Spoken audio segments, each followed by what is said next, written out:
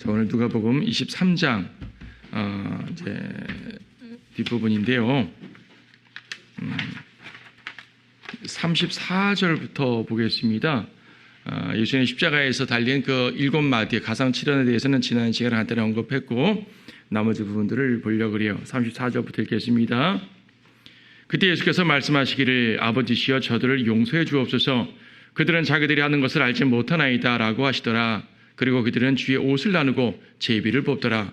또 사람들은 서서 바라보고 있었고 또 그들과 함께 있는 관원들도 주를 비웃으며 말하기를 그가 다른 사람들을 구원하였으니 이 사람이 하나님의 택하신 자 그리스도면 그로 자신을 구원하게 하라고 하더라. 그때 병사들도 주를 조롱하고 가까이 와서 식초를 주며 말하기를 내가 유대인의 왕이거든 네 자신을 구원하라고 하더라. 그의 위에는 헬라어와 라틴어와 히브리어로 이 사람은 유대인의 왕이라고 쓴 명패도 있더라. 자, 예수님께서 죽으시는데 명패에 뭐라고 써 있어요? 왕이여 왕. 그래서 예수님의 죽으심은 그냥 죽으심이 아니라 왕의 죽음이에요. 왕의 죽음. 자, 34절을 보게 되면 예수님께서 그 행악자들 가운데 섰지만은 사람들에게 용서를 선포해 줍니다. 아버지 저들을 용서해 주옵소서. 이 저들이 누구예요? 못 박는 병사, 그렇죠? 조롱하는 군중들, 그런 자들이에요. 그런데 이 중에 우리는 없냐고요? 우리도 있는 거거든요. 예수님께서 저들을 용서해 주옵소서라고 말하는 그 모든 대상들은 이 문맥적으로는 예수님께 못질한 그 병사들이나 이런 사람들이겠지만 그 자기들이 하는 짓을 모르고 주님을 모독하며 죄를 짓는 그 수많은 죄인들, 우리도 마찬가지라는 얘기입니다. 우리도 구원받기 전에 그랬었고, 그렇죠? 우리도 때때로 하나님을 직접 모독하지는 않지만 하나님 말씀을 불순종함으로 말미암아 결과적으로 주님의 뜻을 거절하고 주님을 불순종하며 모독하는 적들이 있는 것이죠. 주님께서는 이러한 심정으로 자녀들을 바라보신다는 얘기입니다. 주님께서는 죽으시면서까지 용서를 선포하신 주님이세요. 그리고 그 모든 죄인들 가운데 우리들이 있었고 우리는 감사하게 예수님을 믿고 구원을 받은 거죠. 아직도 구원받지 못한 수많은 사람들이 예수님의 이런 용서 선포를 보고 주님께 나와서 구원받기를 바라는 것입니다. 자, 그걸 보게 되면 이제 이 사람들이 그 병사들이 옷을 제비 뽑고 막 그랬잖아요. 옷을 나누기도 하고 겉옷은 이제 크게 이음절되어 있는 것이니까 천이라도 얻어야겠다고 제비 뽑는 거고 속옷은 속옷이라서 다른 것이 아니라 이게 겉옷이면 이게 속옷인 거예요. 그냥 옛날 유대인들 보게 되면 통으로 쭉 짠 옷, 그 통으로 된 옷 있잖아요. 이거는 지운 것이 아니라 통으로 짰기 때문에 자르면 옷이 망가지죠. 이제 제비 뽑아 갖는 겁니다. 근데 이것이 그냥 이 모습이 아니라 시편에 예언되어 있다는 얘기죠. 시편에 예언되어 있어요. 시편 22편에서 분명히 예언되어 있어가지고 이 말씀 그대로, 그렇죠?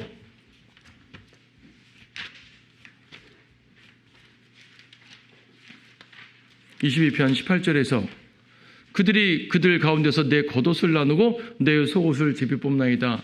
시편 22편에서는요 예수님의 십자가 죽음에 대한 예언이 몇 개 나와요. 그래서 시편 22편은 예수님의 죽으심과 연관된 아주 깊은 예언의 책인데 예수님에 대해서 이렇게 정확하게 예언될 수 있습니까?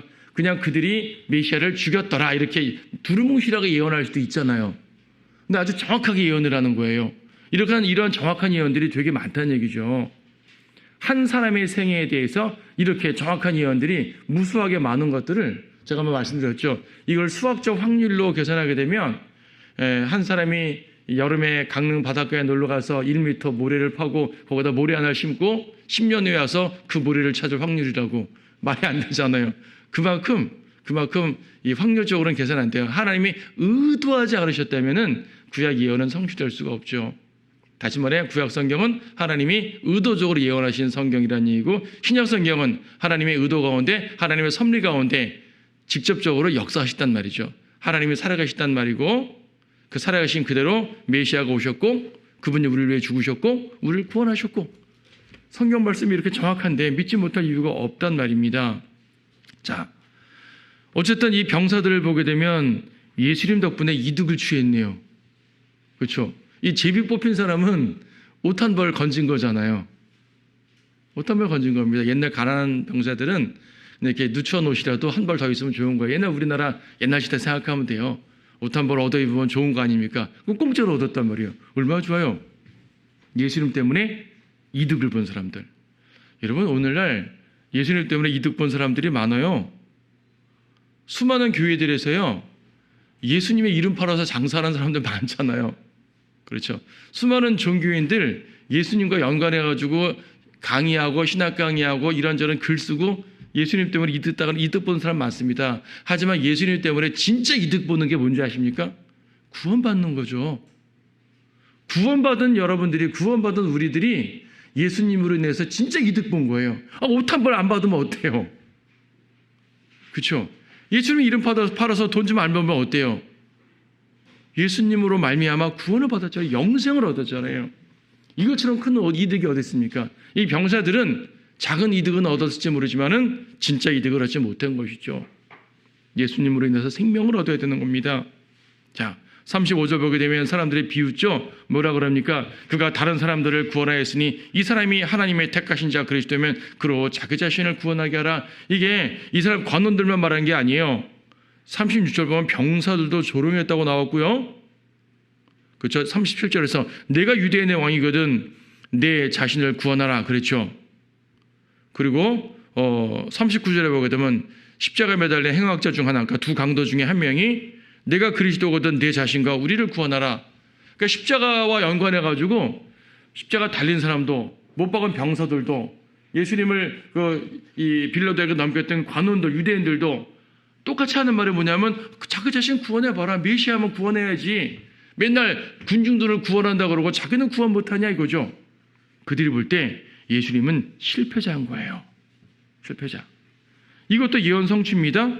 특히 이제 마태복음 27장에서는 예수님께서 엘리 엘리 라마 사막다니 나의 하나님 어찌하여 나를 버리셨나이까 이렇게 부르짖으니까 엘리 하니까 이제 엘리야처럼 들리잖아요. 밑에 사람들이 가만둬라 엘리야가 구원하나 보자 이렇게 막 욕을 했단 말이에요. 조롱했단 말입니다. 이것이 시편에 인용되어 있습니다. 우리가 시편 22편 봤잖아요. 22편 어디에 8절? 예.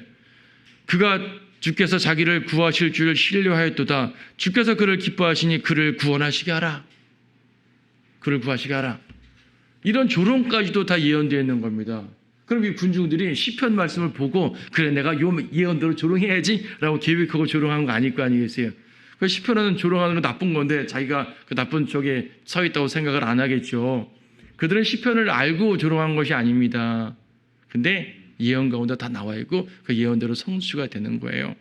하나님의 말씀이 이렇게 명확합니다. 주님의 죽으심은 철저하게 예언에 따른 것이고 그것은 하나님의 계획에 따른 것이고 그것은 곧 우리를 구원하기 위한 계획이었단 말입니다.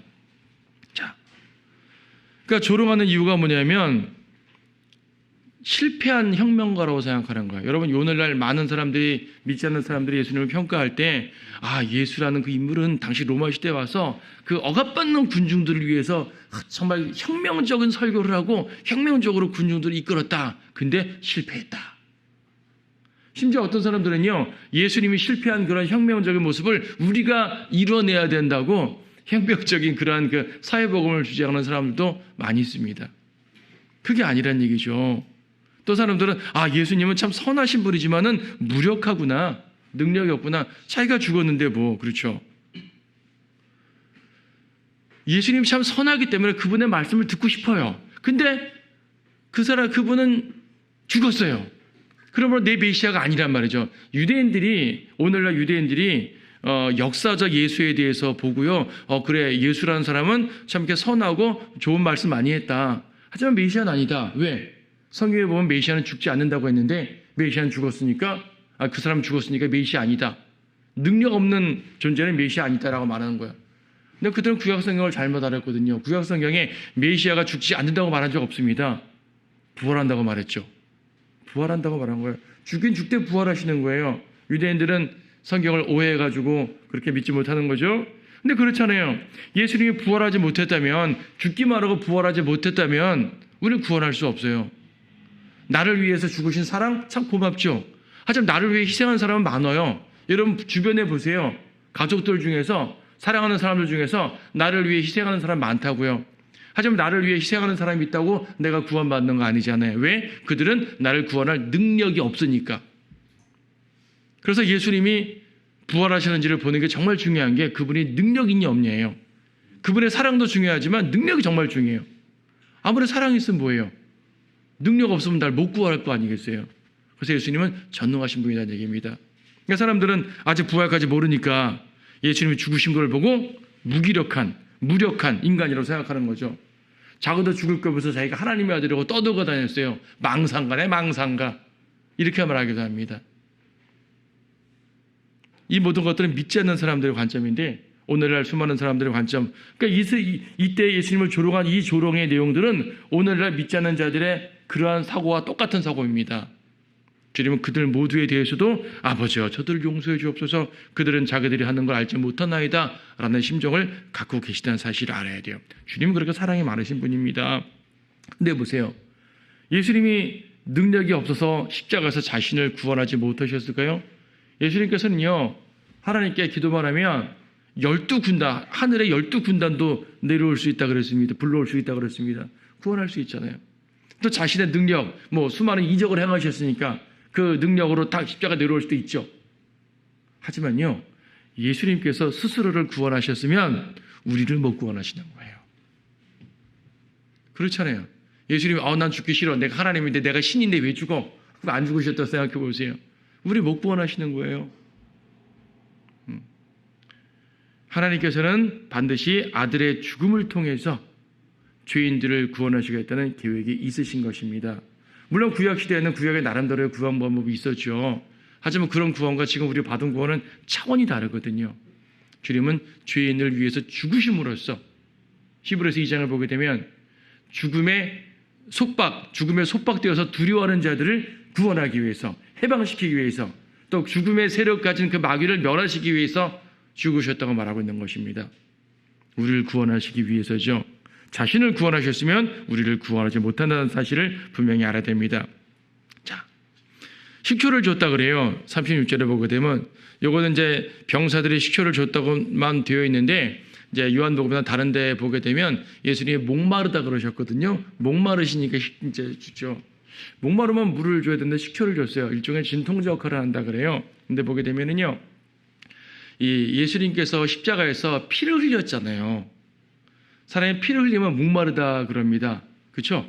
사람의 피가 물이니까 몸속에 인간은 70%가 물이지 않습니까? 예수님 죽으셨을 때 보게 되면 물과 피를 다 쏟으셨다 그랬습니다. 얼마나 목이 타셨겠어요. 근데 예수님은 요한복음 6장에서 요한복음 4장과 6장에서요. 목마른 자에게 물을 주는 분이라고 그랬어요. 자신은 목마르지만 죄인들에게는 물을 주시는 분이에요. 생수를. 이 목마르다는 말은 누구의 외침이냐면 누가복음 16장에서 지옥에 있는 부자의 외침이었어요. 지옥에서 고통받는 부자가 목마르다 나사로를 통해서 이 손가락 끝에 물 한 방울이라도 달라고 말했던 그 목마름. 오늘날 사람들이 자유를 위한 목마름, 무엇을 위한 목마름, 인권을 위한 목마름, 이런 목마름 많이 하는데, 그것도 간절하다는 표현이겠죠. 하지만요, 영생을 향한 목마름이 있어야 되는데, 이걸 느낀 사람들은 주님이 주시는 생수를 마시고 영원히 목마르지 않게 되는 겁니다. 바로 우리들이죠. 하지만 세상 사람들은 목마른 것도 모르고 살아가는 거죠. 그리고 그 목마름을 지옥에 가서 느끼게 된단 말입니다. 하지만 주님이 먼저 우리를 위한 목마름을 느끼셨어요. 그러니까 이것이죠. 내가 너희를 위해 목마를 테니 너희들은 풍족히 마시거라. 주님의 의도, 하나님의 뜻은 바로 그런 겁니다. 우리가 죽어야 될 죽음을 예수님이 대신 죽으셨고, 우리가 받아야 될 하나님의 진노를 예수님이 대신 받으셨고, 우리가 받아야 될 심판을 예수님이 대신 받으신 것이고, 우리가 들어가야 될 지옥을 예수님이 대신 들어가신 거 아니겠어요? 우리가 느껴야 될 목마름을 주님께서 느끼신 것이고, 우리가 느껴야 될 영적 배고픔을 주님께서 느끼신 것입니다. 그리고 우리에게는 생명의 빵과 생명의 물을 주신 것이죠. 그 모든 것들을 주님께서는 자신의 희생을 통해서, 죽음을 통해서 주셨다는 사실을 아셔야 됩니다. 예수님 죽으심의 장면이 그냥 채찍 맞았으니까 얼마나 아프실까, 손가락 찔렸으니까 얼마나 아프실까, 물론 아프셨겠죠. 그 죽음 고통에 대해서도 묵상하는 것은 유익합니다만 그 자체가 중요한 것이 아니라 그것이 나를 위한 고통이었다, 우리를 구원하기 위한 고통이었다, 인류를 구속하시기 위한 고통이었다, 이 사실이 더 중요하단 말입니다. 그걸 여러분들은 꼭 깨닫고 항상 기억해야 되는 거죠.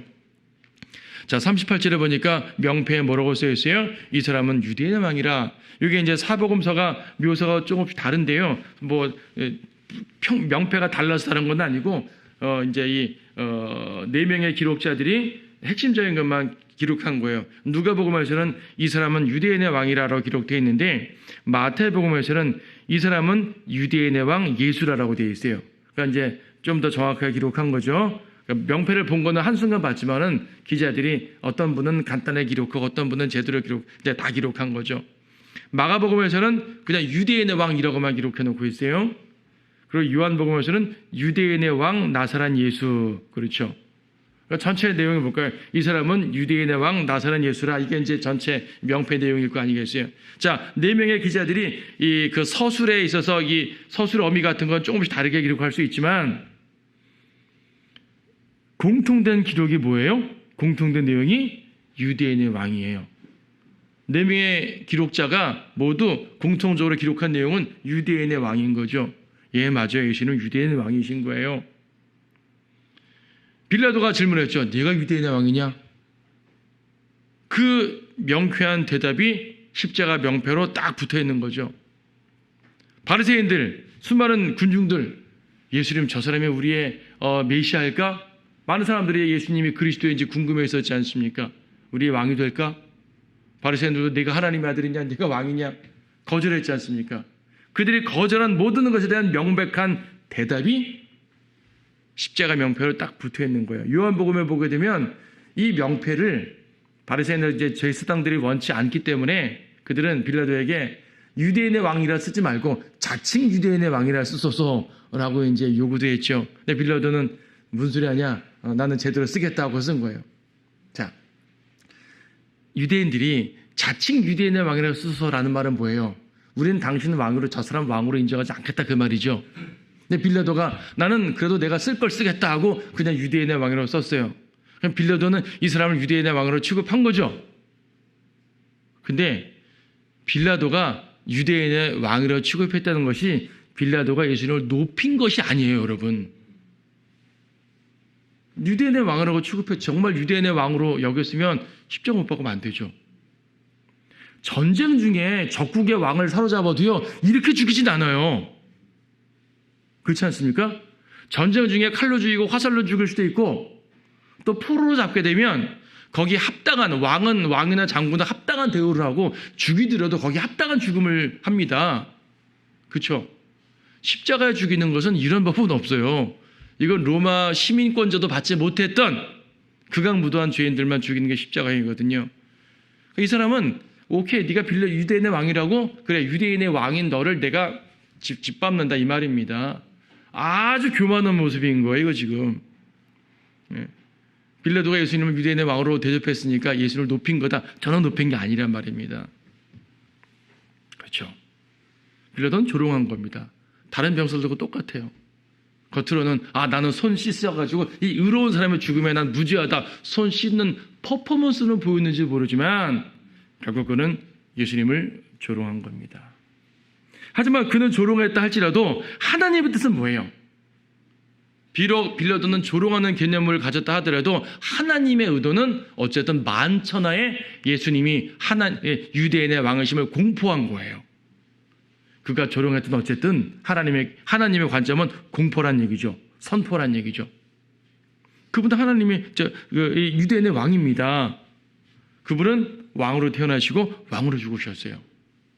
누가복음 2장에서는 예수님이 말구 위에 태어나셨잖아요. 그러니까 태어나신 장면은 말구 위지만은 마태복음 2장에서는 말구 위 사건을 말하지 않고 동방박사 사건을 말하고 있는데 거기 보면 동방의 현자들이 예루살렘에 와서 뭐라고 말합니까? 유대인의 왕으로 태어나신 분이 어디 있습니까? 라고 묻거든요. 마태복음 2장에서 예수님이 태어날 때부터 유대인의 왕으로 인정된 거예요. 예언을 아는 사람들은 유대인의 왕인 걸 알았던 겁니다. 동방에서 온 현자들은요, 성경 공부를 좀 했던 사람들인 거예요. 민수기도 공부하고 다니엘도 공부하고 구약의 예언들을 통해서 별이 나타났어? 유대인의 왕이야. 이걸 알았단 말입니다. 그분은 태어날 때도 유대인의 왕이었고 죽을 때도 유대인의 왕이에요. 그분은 왕이셔요. 함부로 들으면 안 되는 겁니다. 유대인의 왕이라니까 저 변방에 있는 지중해 동쪽 끝에 있는 조그만 나라 왕, 이게 아니라 유대인의 왕이라는 얘기는요, 하나님의 신정국가의 왕이라는 말이기 때문에 하나님이 선포하는 온 세상의 왕이신 거죠. 예수님께서 그러신 분입니다. 재림 때는 정말 그런 모습으로 드러나실 것이고요. 초림 때는 왕으로서 드러나지 못했지만 그분이 왕이라는 것 자체는 사실이고요. 그래서 그것을 선포하셨는데 헬라어와 라틴어와 히브리어로 기록되었어요. 그 명패가 조그만 명패는 아니었을 거예요. 새 언어로 기록하려면 좀 컸어야겠죠. 그렇죠? 그리고 기록한 것을 사람들이 보라고 놨던 거 아니겠습니까? 조그맣게 A4 용지에다 조그맣게 인쇄해 붙인 정도가 아니란 말이죠. 굵직한 글씨로 멀리서도 보게 만들었기 때문에 꽤 큰 명패였을 것 같아요. 자, 근데 새 언어로 기록했다는 얘기는 뭐냐면은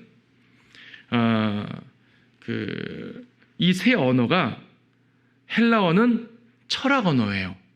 철학을 대표합니다. 모든 헬라 철학자들, 그렇죠?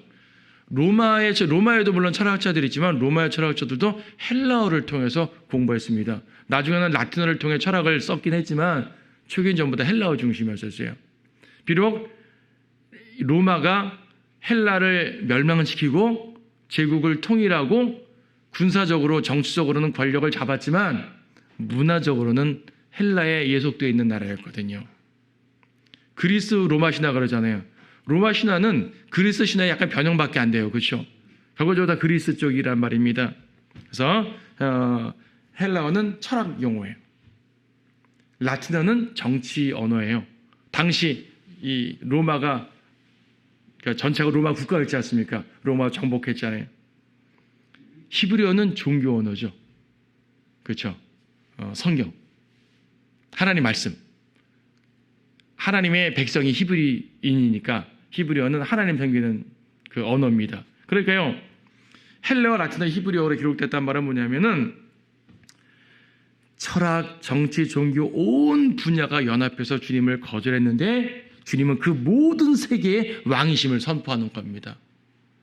주님은 온 나라에만 왕이 아니라 모든 분야에까지 왕이신 거예요. 모든 분야에서까지. 주님께서 그 모든 분야의 왕이심을 어떻게 증명하시냐면은 알렉산더가 뭐 정복해서 헬라어를 퍼뜨렸다, 뭐 로마가 어떻게 정복했다, 다 세상 역사에서는 그냥 역사적 과정만 말하지만 하나님의 관점은 뭐냐면요, 이 지중해 지역을 한 언어로 통일시키기 원하셨던 거예요. 왜? 무엇 때문에? 신약 성경을 기록할 준비를 하신 거죠. 이 지중해 전 지역을 한 나라로 통일시키길 원하셨던 거예요. 로마로. 왜냐하면 사도 바울이 전도 여행 다닐 때 한 나라로 다닌 거 아니에요. 여러 지역을 다녔지만 결국 로마 안으로 다닌 거네요. 오늘날로 말하게 되면 나라 건너 다닐 때마다 그 심사도 하고 비자도 받아야 되잖아요. 같은 나라는 그런 거 없잖아요. 물론 당시는 오늘과 같은 그런 국경의 개념은 아니었지만 그래도 언제라도 가서 할 수 있도록 주님께서 뚫어놓은 거죠. 특히 로마는 길이 발달됐다 하잖아요. 길. 모든 길은 로마로 그러죠. 여러분 실제로요, 이렇게 이탈리아 지도 보게 되면 모든 길들이 다 로마로 돼 있어요. 모든 길이 로마로 돼 있고, 또 이 당시에는 이 옆에 있는 그리스라든지 이런 유럽 지방에 있는 모든 도로들도 중요 도로는 다 로마 쪽 향하도록 돼 있는 거예요. 길. 그 도로를 통해서 바울이 전도 여행을 다녔거든요. 그 도로를 통해서. 그리고 히브리어 뭐예요? 한 하나님.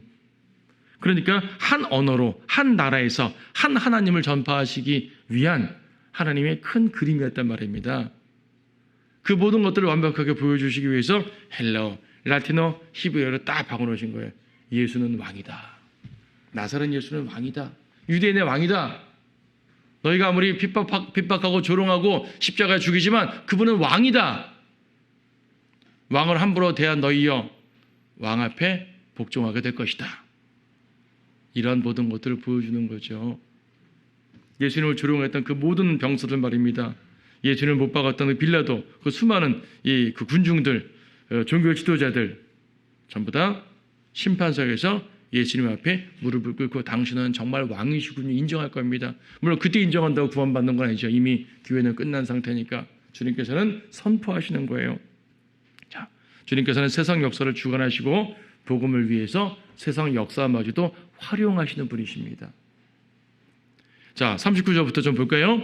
그때 매달린 행악자 중에 하나가 주를 욕하며 말하기를 내가 그리스도이거든 내 자신과 우리를 구원하라고 하니라. 그러나 다른 행악자가 되받아 그를 꾸짖어 말하기를 내가 동일한 정죄함을 받고 있으면서도 하나님을 두려워하지 아니하느냐. 우리는 행한 일에 대한 보응을 받는 것이 참으로 당연하지만 이분은 아무 잘못을 행한 것이 없도다라고 하고 예수께 말씀드리기를 주여 주께서 주의 왕국에 임하실 때 나를 기억하소서라고 하니 예수께서 그에게 말씀하시기를 진실로 내가 너에게 말하노니 오늘 내가 나와 함께 낙원에 있으리라고 하시니라. 그때가 제6시경이었는데 어두움이 온 땅을 제9시까지 덮더라. 또 해가 어두워지고 성전의 휘장이 한가운데로 찢어지더라. 45절까지 봤습니다.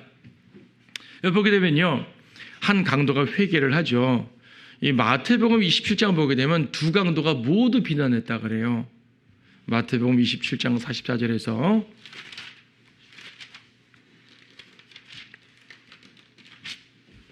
네. 27장 44절에서 주와 함께 십자가 못 박힌 강도들도 이같이 주를 비난하더라. 못 박힌 강도들도 되죠. 강도들도.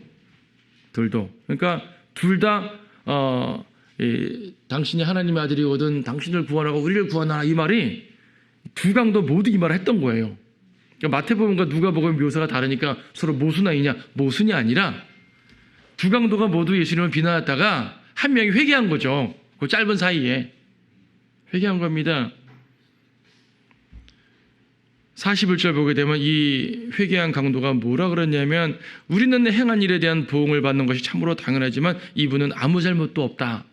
무슨 말입니까? 예수님을 의인으로 인정한 거예요. 예수님을 의인, 여러분 의인이란 말은 물론 구약적 개념에서는 의인이란 말이 올바른 행실적으로 의롭게 행하면 의인이라고 이제 표현되지만 그래도 본질적인 개념에서의 의인이란 말은요 인간 중에 의인이 없는 거예요. 인간은 모두가 죄인이잖아요. 의인이라는 얘기는 하나님의 아들이란 말이거든요. 야고보서에 보더라도 그들이 의인을 못 박아 죽였도다라고 말하거든요. 의인을 못 박아 죽인 겁니다. 예수님, 물론 예수님은 하나님이시지만 또 인간이잖아요. 하나님이신과 동시에 인간이십니다. 그분은 의인이세요. 온 인류 가운데 의인이라고 불릴 수 있는 분은 예수님밖에 없습니다. 우리는 예수님을 통해 의를 받은 것이죠.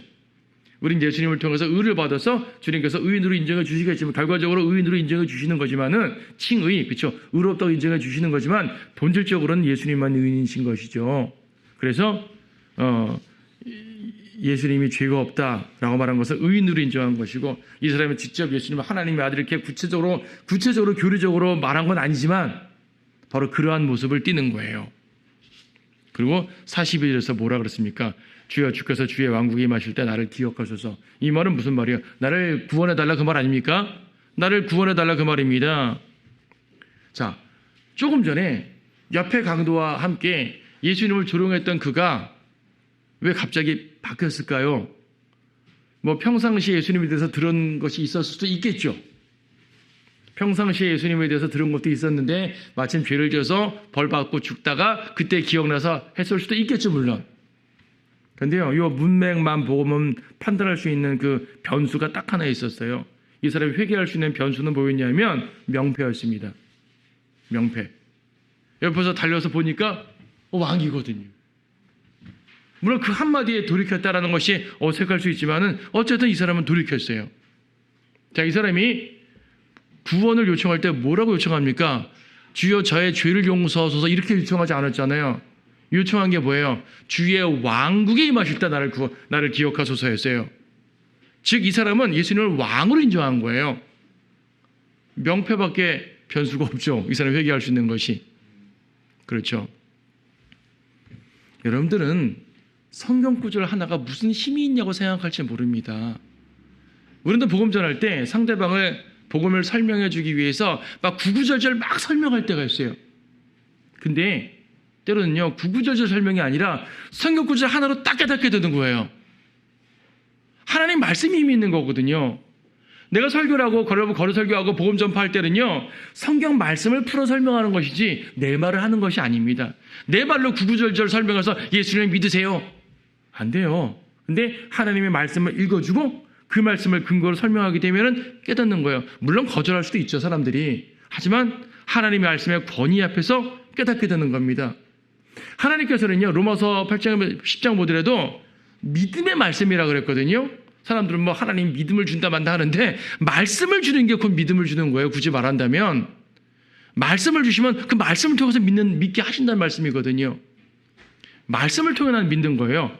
믿음은 들으면서 나오고 들으면 어디서 나온다고요? 말씀에서 나옵니다. 여러분들이 말씀을 전해줄 때 내 말이 아니라 하나님 말씀을 전해줄 때 그 말씀이 비록 한 구절일지라도 죄인을 돌이키게 할 수 있는 능력이 있는 거예요. 자, 이 십자가 못 박힌 강도는요, 예수님이 유대인의 왕이라는 저 하나님의 선포, 비록 빌라도는 조롱하는 개념으로 썼는지 모르지만 하나님의 선포란 말이에요. 이 상황에서 저 말은 하나님의 말씀이었어요. 하나님께서 말씀하시기를 이 사람은 유대인의 왕이야. 하나님의 말씀 앞에 무너지는 거예요. 여러분, 하나님의 말씀에 힘이 있습니다. 여러분, 복음 전할 때 자기 말로 설명을 설득시키려고 하지 마세요. 설명이 필요 없다는 말은 아니에요. 때로는 설명 필요하죠. 예. 하지만 더 본질적인 것이 뭐라고요? 하나님의 말씀입니다. 하나님의 선포예요. 자, 이 죄인은, 이 강도는 이제 예수님을 믿게 된 거죠. 회개하고 구원 받은 거죠. 보통 오른쪽 강도 그러는데 성경에 오른쪽이라는 말은 안 나옵니다. 그냥 한쪽 강도라고 생각하시면 돼요. 편의상 보통 오른쪽 강도라는 말이 입에 붙어가지고 말하는데 성경에 오른쪽이라는 말은 없어요. 어쨌든 이제 이 강도가 구원을 받았죠. 여기 보게 되면은 주여 그랬습니다. 주여. 로마서에서는 주의 이름을 부르면 구원을 받는다 그러죠. 여러분, 주의 이름 불러 구원 받는다는 말을 오해하면 안 되는데, 이 주의 이름을 부른다는 말이, 이 주라는 말이 어떤 인칭 대명사가 아니에요. 주의 이름이 뭐지? 주의 이름 중에 어떤 걸 불러야지? 이런 것이 아니라 주라는 이름이란 말입니다. 그것이 주의 이름을 부른다는 말은 주라는 이름을 부른다는 말이에요. 즉 예수님을 주님으로 인정한다는 말이죠. 말로만 주여 주여 하는 건 물론 아니겠고 주님으로 인정하는 거죠. 그래서 예수님을 주로 믿고 구원을 받는 거죠. 제가 다른 시간에 설명드렸던 것 같은데 주, 로드라는 말은 구원자, 세이버란 말과 거의 동의어로 쓰인다 그랬어요. 주여라는 말은 구원의 외침이거든요. 도와달라는 외침이고. 자, 개혁성경에는 주여가 없죠. 개혁성에 예수여 그랬습니다. 개혁성만 그런 것이 아니라 모든 변개된 헬라어에는 이 주여라는 말이 없어요. 큐리오스라는 말이 없어요. 없고 여기서 이제 그 예수여라고 되어 있잖아요. 사실 이게 지금 이 구절 보게 되면은 42절에서 예수께 말씀드리기를이잖아요. 요 주여를 빼버리고 예수께를 예수여라고 이제 바꿔놓은 거예요. 예수란 말은 어차피 요 구절에 있는 말이니까 주여라는 말을 빼버리고 예수란 말을 혹격으로 딱 바뀌어가지고 말씀드리기를, 이르기를, 뭐 가로되 예수여 이렇게 말해버린 거죠. 주여를 삭제해버린 겁니다. 가장 중요한 표현. 물론 예수님께 구원 요청하는 건 당연한 거죠. 예수님께 구원 요청했다는 것이 잘못됐단 말이 아니거든요. 맞는 말이거든요. 하지만 주여가 얼마나 중요한데 이걸 뺐다는 것은 심각한 변개라는 사실을 기억해야 돼요. 주의 이름을 부르는 자는 구원을 받으리라. 이 구절 정확하게 매칭되는 구절인데 이 관련 구절을 빼버리면 안 되겠죠.